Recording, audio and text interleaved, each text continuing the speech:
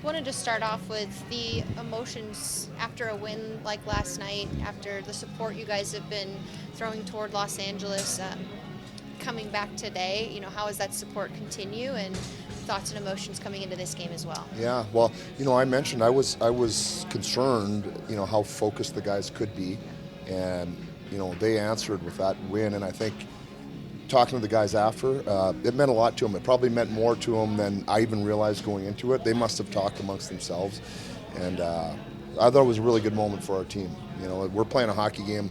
That's all we can do, but you know, clearly the thoughts are still back in LA with all the people, not just the families that we know, but others. And I think those guys took a lot of pride in being inspired by what's going on by the frontline workers and trying to just give a little back. It's small, but it's a little bit.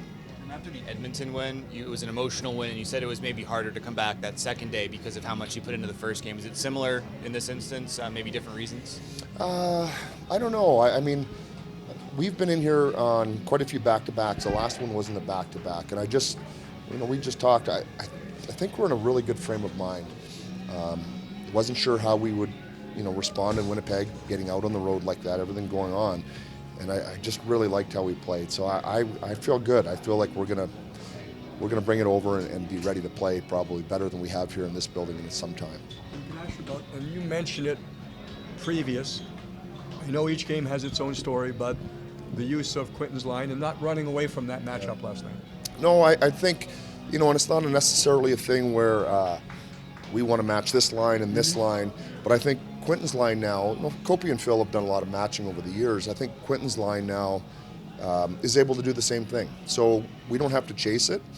And I think, the one thing, Kopi would probably never admit it, it's a mental grind to have that job night after night, shift after shift. I would think some nights it's a bit of a break where you don't have to be as cognizant of every mistake against those top guys might end up in the back of your net a little bit quicker than some of the other lines. So I think it's nice, and I think hopefully we can continue to share that responsibility, in the second half here.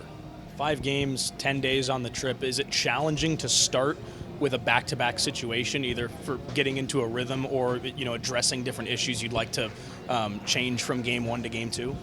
Yeah, I would say, I believe it or not, would prefer to the back-to-back at the end, like we had Nashville, Washington. Even though there's just something about at the end of the trip, and it's a little bit of an emotional high in the fact you're going home, so you just leave it on the table.